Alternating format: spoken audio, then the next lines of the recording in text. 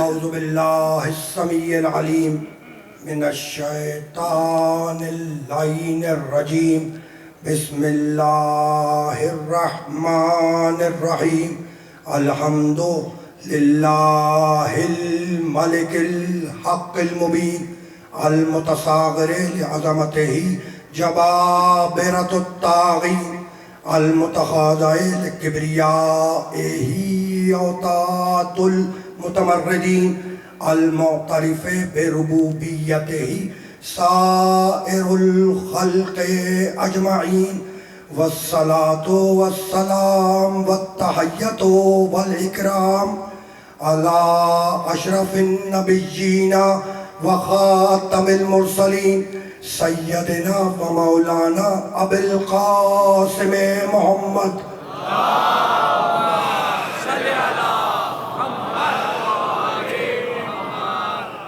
وَأَهْلِ بَيْتِهِ الطَّيِّبِينَ الطَّاهِرِينَ الْمَعْصُومِينَ الْمَظْلُومِينَ أَمَّا بَعْدُ فَقَدْ قَالَ اللَّهُ سُبْحَانَهُ وَتَعَالَى فِي مُحْكَمِ كِتَابِهِ الْمُبِينِ بسم الله الرحمن الرحيم الرحمن علم القرآن خلق الإنسان علمه البيان الشمس والقمر بحسبان والنجم والشجر يسجدان والسماء رفعها ووضع الميزان الله تطغوا في الميزان صلوات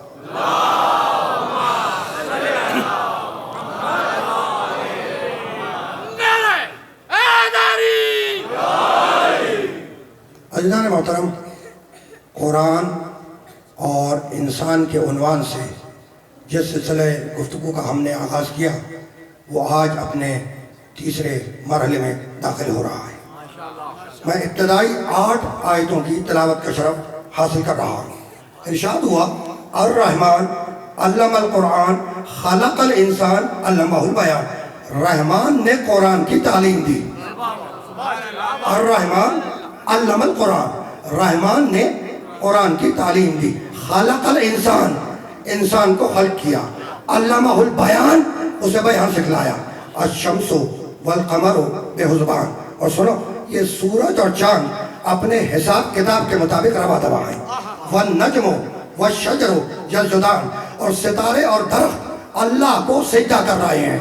والسماء رفعها ووضع المیزان، اور دیکھو تو صحیح کہ کس طریقے سے ہم نے آسمان کو بلند کر دیا، اور سنا بلند کر کے چھوڑا نہیں، ووضع المیزان، اس کے لیے بھی ایک ترازو قائم کی۔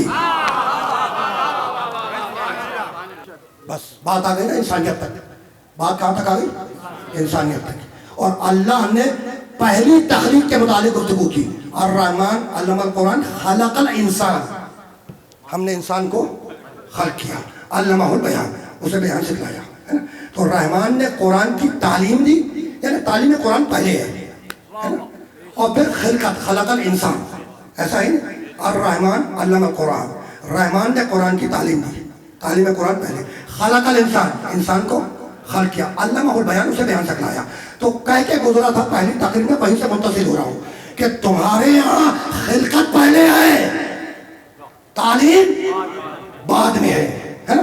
اور اس کا انسان تعلیم پہلے ہے، خلقت بعد میں ہے۔ بھائی اسی لیے میرے محمد کو رسول ہدایت بنا کے بھیجا، میرے محمد کو رسول ہدایت بنا کے بھیجا۔ سورہ توبہ میں آواز دی، هو الذی ارسل رسولہ بالہدی ودین الحق، ہم نے اپنے رسول کو رسول ہدایت بنا کے بھیجا۔ اچھا بھائی ہدایت کے معنی کیا ہیں؟ رسول کو محمد کو رسول ہدایت بنا کے بھیجا، تو ہدایت کے معنی کیا ہیں؟ ہدایت کے معنی ہے راستہ دکھانا۔ ہدایت کے معنی ہے راستہ دکھانا، ہے نا؟ تو کبھی تم نے ناک سے راستہ دیکھا؟ نہیں دیکھا۔ اچھا ناک سے نہیں دیکھا تو کان سے راستہ دیکھ لو، کہنے کہ راستہ کان سے بھی نظر نہیں آتا۔ اچھا کان سے نظر نہیں آتا تو گھٹنے سے راستہ دیکھ لو، کہنے کہ راستہ گھٹنے سے بھی نظر نہیں آئے گا۔ اچھا تو بھائی کس چیز سے نظر آئے گا؟ کہنے لگے راستہ آنکھ سے نظر آئے گا۔ یہ آنکھ سے کیوں نظر آئے گا اور ناک سے کیوں نظر نہیں آئے گا؟ کہنے لگے آنکھ سے اس لیے نظر آئے گا کہ آنکھ میں نور ہے، آنکھ سے اس لیے نظر آئے گا کہ آنکھ میں نور ہے۔ تو پتہ چلا کہ جو ہدایت ہدایت کرے وہ نور ہو. اور اب میرے نبی نے آواز دی انا و علی من نور واحد، میں اور علی ایک نور سے ہیں، ایک چہرے کی دو آنکھیں ہیں. ایک نور سے ایک چہرے کی دو آنکھیں ہیں. تو ایک آنکھ محمد دوسری آنکھ علی، ایک آنکھ محمد دوسری آنکھ علی. یہ داہنی جانب دیوار ہے. فرض کریں، سمجھا رہا ہوں یہ ذہن میں رہے کہ ایک آنکھ محمد دوسری آنکھ علی. یہ سیدھے ہاتھ پہ دیوار ہے. میں دیوار کے پیچھے گیا، سوراخ کیا. سوراخ کرنے کے بعد اپنی ایک آنکھ اس سوراخ میں لگا دی ہے نا. ادھر سے دیکھ کر بتلاؤ کہ میں نے داہنی آنکھ لگائی یا بھائی؟ بڑے صاحب ہوش ہونا، یہاں سے دیکھ کر بتاؤ. نوجوانوں سے کہہ رہا ہوں کہ بتاؤ کہ میں نے داہنی آنکھ لگائی یا بھائی؟ قیامت تک نہیں بتلا سکتے، قیامت تک نہیں بتا سکتے.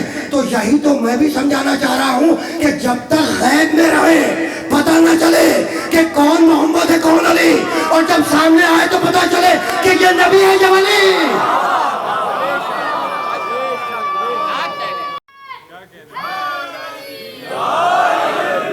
بہت رہی ہے بات. تو آنکھ میں کیا ہے بھائی؟ آنکھ میں نور ہے. ٹھیک ہے، آنکھ میں نور ہے مان لیا. یہ تو بتلاؤ کہ پورا انسان کیا ہے بھائی؟ آنکھ میں نور ہے نا.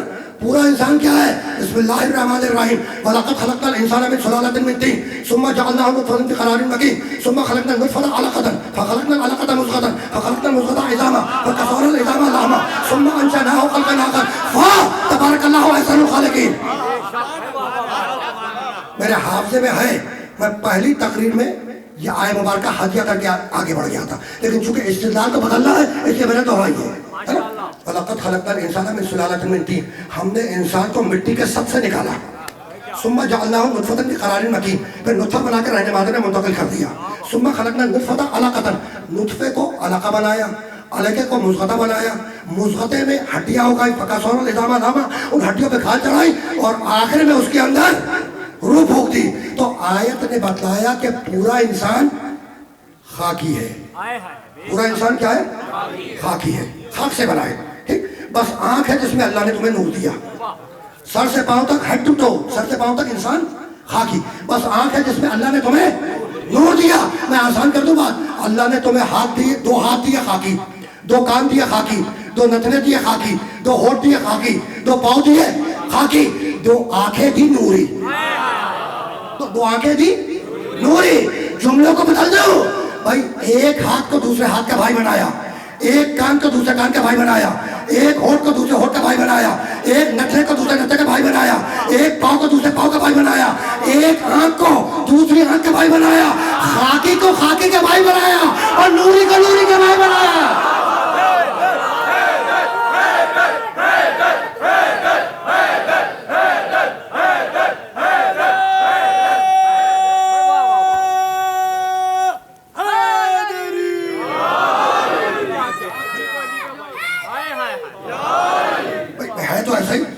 خاکی کو خاکی کا بھائی بنایا، نوری کو نوری کا بھائی بنایا. تو دو ہاتھ دیے وہ خاکی ہیں، یہ دونوں ہاتھ خاکی ہیں، ہے نا؟ دونوں ہاتھ. اچھا بھائی، آج کل تو شہر میں نے دیکھا ہے کہ ایک ہاتھ سے ایک کام ہوتا ہے، دوسرے ہاتھ سے دوسرا کام ہوتا ہے. اور جدید مثال پیش کرتا ہوں، بالکل جدید، ہے نا؟ دونوں ہاتھ تمہارے خاکی ہیں، دونوں ہاتھ خاکی. اور یہ مشاہدہ ہے جو میں نے آج تک دیکھتا ہی رہتا ہوں، ہے نا؟ دو ہاتھ ہے نا، تم نے ایک ہاتھ موٹر سائیکل کے اسٹیئرنگ پہ رکھا اور دوسرے ہاتھ میں موبائل فون کان میں لگا لیا. دونوں ہاتھوں کا مصرف. تم نے کہا کہ ایک فارغ کیوں بیٹھے بھائی، ہے نا؟ تو ایک ہاتھ سے گاڑی کا اسٹیئرنگ تھاما، موٹر سائیکل کا اسٹیئرنگ تھاما، اور دوسرے ہاتھ سے تم نے موبائل فون کان میں لگا لیا نا. تو اب دونوں ہاتھوں میں اختلاف ہو گیا یا نہیں؟ ہو گیا نا بھائی، ہو گیا، ہے نا؟ اچھا، گاڑی روکی، موٹر سائیکل روکی، اترنے کے بعد تم چلے. جب چلے تو داہنا پاؤں داہنی جانب پڑا، بایاں بائیں جانب پڑ گیا. دونوں پاؤں میں بھی اختلاف ہو گیا، دونوں ہاتھوں میں بھی اختلاف ہو گیا، دونوں پاؤں میں بھی اختلاف ہو گیا.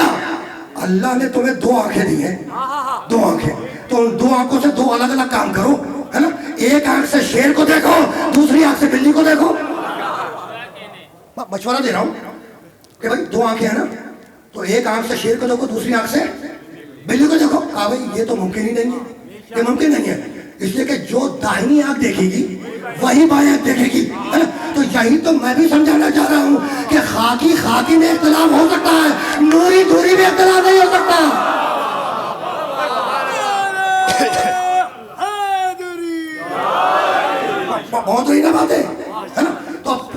انسان خاکی ہے سر سے پاؤں تک، پورا انسان کیا ہے؟ خاکی ہے. ہاتھ خاکی، پاؤں خاکی، پیشانی خاکی، چہرہ خاکی ہے نا، سر سے پاؤں تک خاکی، بس آنکھیں جس میں نور ہے. کبھی تم نے غور کیا اللہ کی تخلیق پر انسان کو کیسے خلق کیا ہے نا، کہ سر سے پاؤں تک خاکی بنایا، بس آنکھ میں نور رکھا. نہیں، جملوں کو بدل دو، جملوں کو بدل دو. بھائی اعضائے بدن میں سب سے طویل شے ہے پاؤں، خاکی، اور اعضائے بدن میں سب سے چھوٹی شے نور، سب سے چھوٹی شے آنکھ، نوری. ایسا ہے نہیں؟ تو پاؤں سب سے طویل شے، آنکھیں سب سے چھوٹی شے ہے نا، نور. تو جو سب سے طویل شے ہے وہ خاکی ہے، جو سب سے چھوٹی شے ہے وہ نوری ہے. اب یہ اپنا اپنا مقدر ہے، یہ تخلیق کا کمال ہے، یہ تخلیق کا کمال ہے، اور اپنا اپنا مقدر ہے کہ جو سب سے طویل ہے پاؤں اس کی قسمت میں جوتے آئے، اور جو سب سے چھوٹی ہے آنکھ اس کی قسمت میں نور آیا. بھائی اللہ جس چیز کو چاہے جہاں پہ رکھ کے فضیلت دے دے. یہ تو ایسا خالقین ہے نا، تو بس رکنا نہیں ہے. ہدایت کے معنی راستہ دکھانا، رسول کو رسول ہدایت بنا کے بھیجا. اب سورہ یونس میں آواز دی، 10واں سورہ قرآن مجید کا. افمن کان مومنا کمن کان فاسقا لا یستوون. سنو، مومن اور فاسق برابر نہیں ہے نا. جو آیت میں بعد میں پڑھنا چاہ رہا تھا وہ میں نے پہلے پڑھ دی ہے نا، وہ پہلے والی پھر دوبارہ سن لو. افمن یہدی الی الحق احق ان یتبع امن لا یہدی الا ان یہدی فما لکم کیف تحکمون. کیا کہہ رہا ہے اللہ؟ افمن یہدی الی الحق، ایک وہ ہے جو حق کی ہدایت کر رہا ہے، اور دوسرا وہ ہے جو محتاج ہدایت ہے. فما لکم کیف تحکمون، تو فیصلہ تم کرو کہ اس کی پیروی کرو گے جو حق کی ہدایت کر رہا ہے، یا اس کے پیچھے بھاگو گے جو خود محتاج ہدایت ہے. تو آیت نے بدلا دیا کہ ہدایت کرنے والا اور محتاج ہدایت برابر نہیں. سورہ یونس.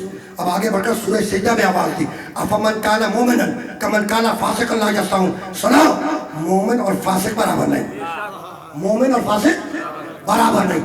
پھر آگے بڑھ کر سورہ حشر میں آواز دی، لا یستوی اصحاب النار و اصحاب الجنہ. سنو، جنتی اور جہنمی برابر نہیں، جنتی اور جہنمی برابر نہیں. پھر آگے بڑھ کر سورہ مائدہ میں آواز دی، قل لا یستوی الخبیث والطیب. حبیب کہہ دو کہ طیب اور خبیث برابر ہے. حبیب کہہ دو کیا؟ قل کا مطلب کہو، کیا کہو؟ کہ خبیث اور طیب برابر نہیں ہے نا. آیت کا آغاز کہاں سے؟ قل.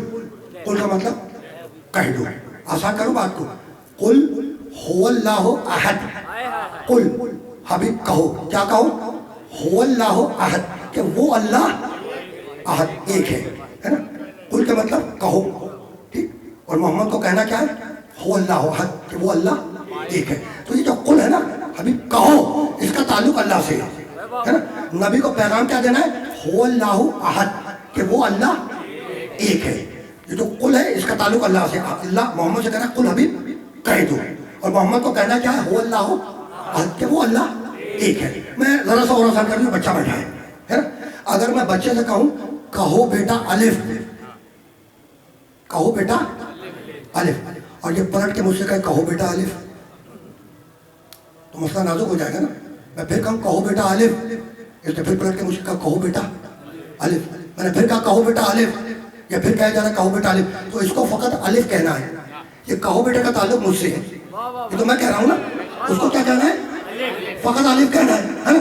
تو قل هو اللہ احد، قل حبیب کہو، کیا کہو؟ کہ وہ اللہ ایک ہے. تو قل کا تعلق اللہ سے ہے. محمد تو کہنا ہے کہ وہ اللہ ایک ہے. کتنا امانت دار نبی ہے جو اپنی مرضی سے قرآن کے قل کو بھی نہیں ہٹاتا، تو کیا دین کو تمہاری مرضی میں چھوڑ دے گا؟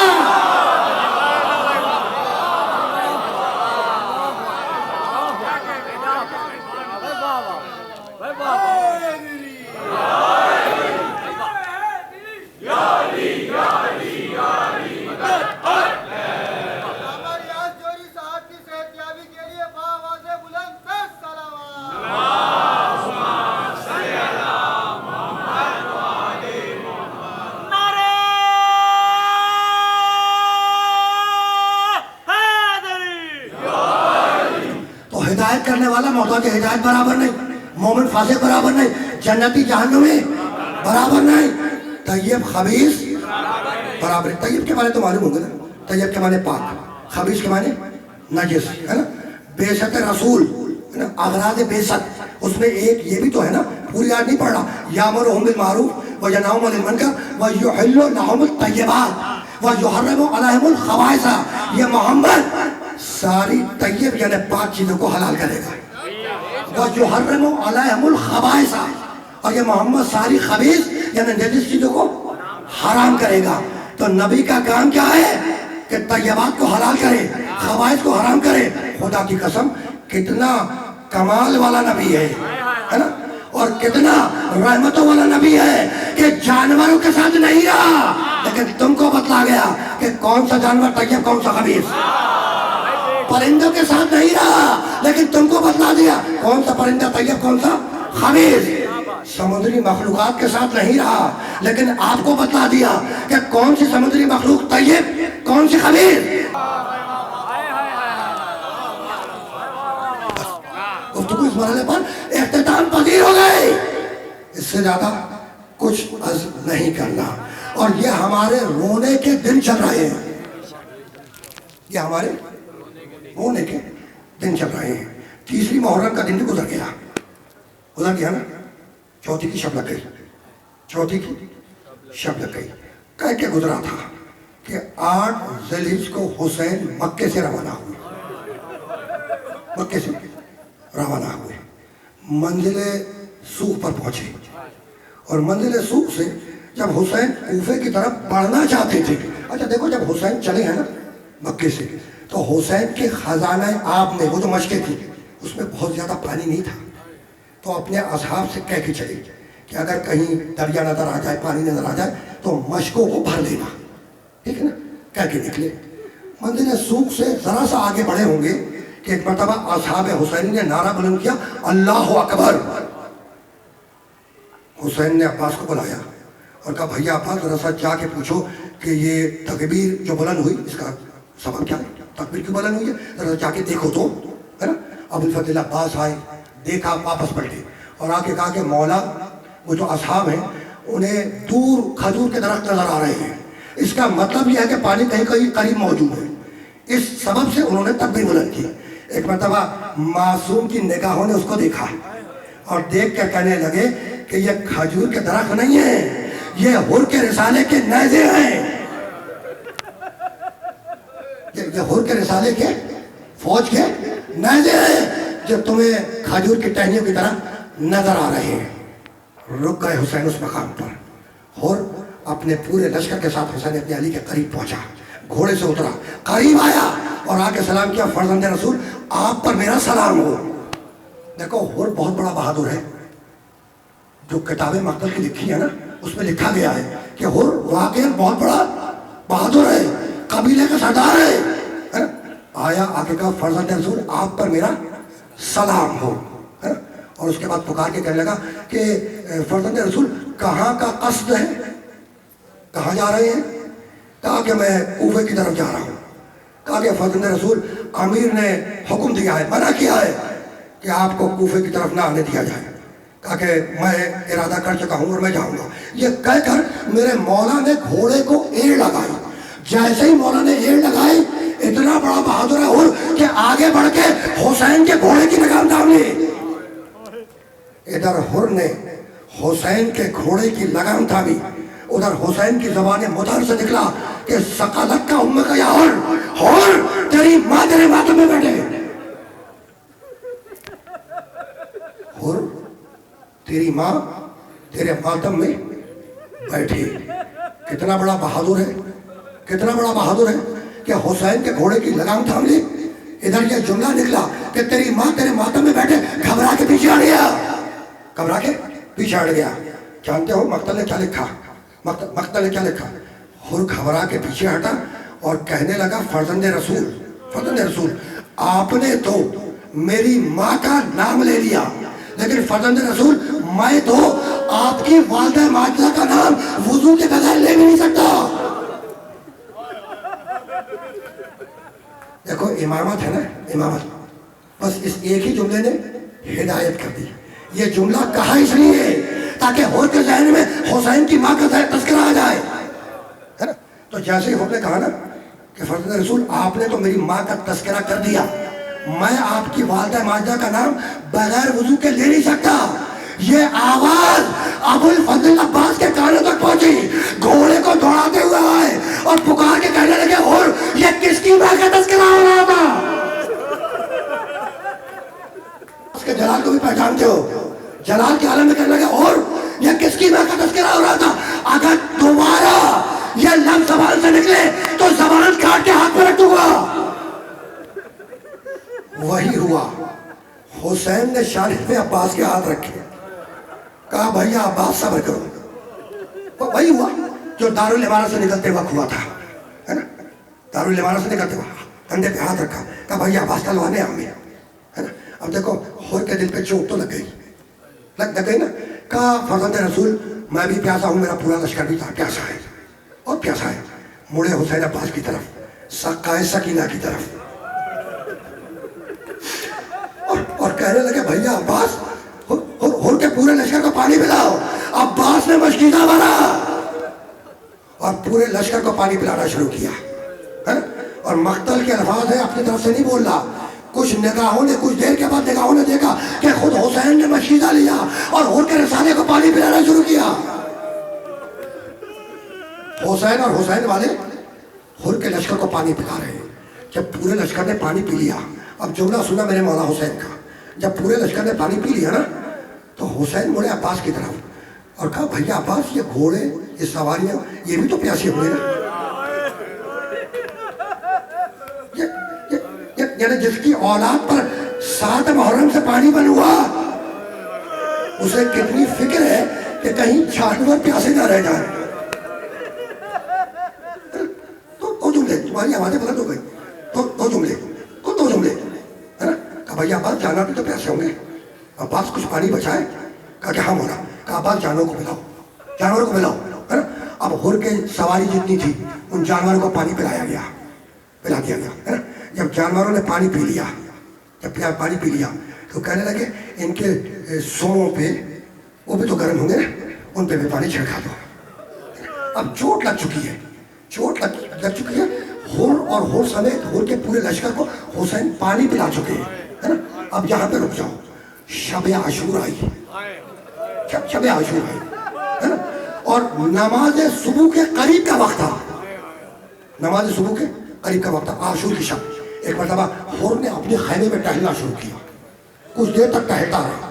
جب غلام کی نگاہ پڑی اور اس نے دیکھا کہ مالک پریشان ہے تو دوڑ کے گیا اور کوزہ آب لے کر آیا، ہور کو پیش کیا۔ ہور نے کوزہ آب لیا، دیکھا اور یہ کہتے پٹک دیا کہ حسین کے بچے پیاسے رہے اور میں پانی پی لوں۔ ہور کے دل پر چوٹ لگ چکی ہے، غلام گھبرا کر دوڑ کے گیا ہور کے بھائی کے پاس اور کہنے لگا تمہارے بھائی کی طبیعت ٹھیک نہیں ہے، میں نے پانی دیا، پانی زمین پر پھینک دیا۔ بھائی آیا اور آ کے کہنے لگا بھیا کوئی بات ہے؟ بھیا کیا تمہاری طبیعت خراب ہے؟ بھیا کوئی خاص بات ہے؟ کچھ بتلاؤ۔ ہور نے زبان سے کچھ نہیں کہا زبان سے۔ صبح کے قریب کا واقعہ ہے نا، عاشور کی شب تقریباً ڈل چکی ہے۔ ہور نے زبان سے کچھ نہیں کہا، اپنے بھائی کا ہاتھ تھاما، کھینچتے ہوئے خیام حسینی کے پیچھے لے کر آیا اور لانے کے بعد کہنے لگا بھیا کچھ آوازیں سن رہے ہو؟ اب جو ہور کے بھائی نے کان لگایا تو چھوٹے چھوٹے بچوں کی آوازیں آ رہی تھی، الاداش الاداش الاداش، ہائے پیاس ہائے پیاس۔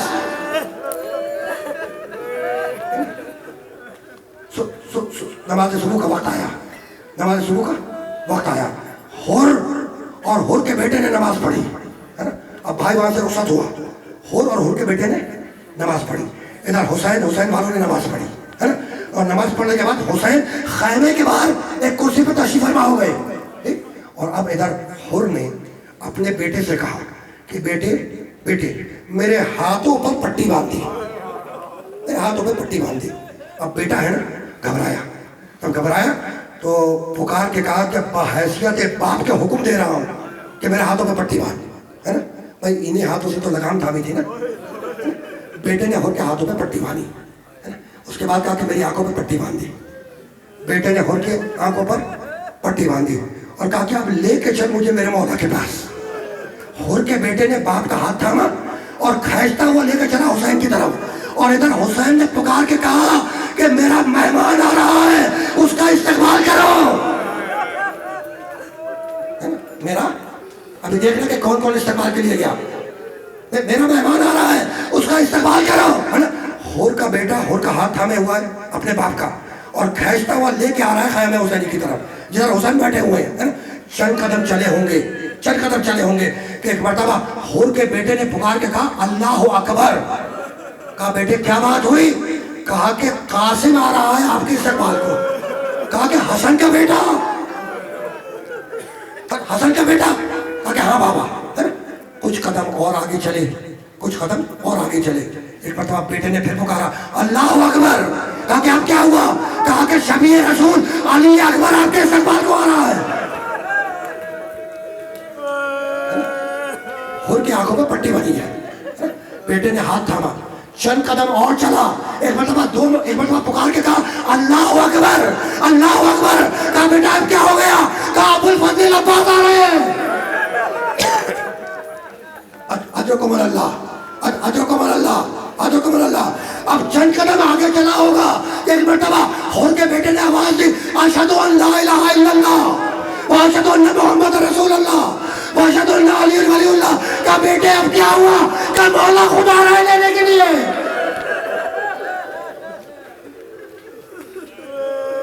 मौला हुसैन आपको खुद आ रहा है लेने के लिए। हुसैन करीब आए, अपने हाथों से हुसैन ने होर की पट्टियां खोली, आंखों से कपड़ा हटाया, गले से लगाया। आखिरी जुमला रो कर कहने लगा कि फर्जंद रसूल मौला बड़ी तकसीर हो गई, अब कफारे की इजाजत दीजिए, मेरे बेटे को जल्दी इजाजत दे दे। आखिरी जुमला हुसैन ने होर के बेटे को इजाजत दी। होर का बेटा मैदान में गया, जब घोड़े से गिरा तो आवाज दी मौला मदद को पहुंचो। होर ने तलवार खींची, हुसैन ने शाने पे हाथ रख दिया, कहा होर किसी बाप में ये ताकीद नहीं है, ये ताकत नहीं है कि जवान बेटे का लाजा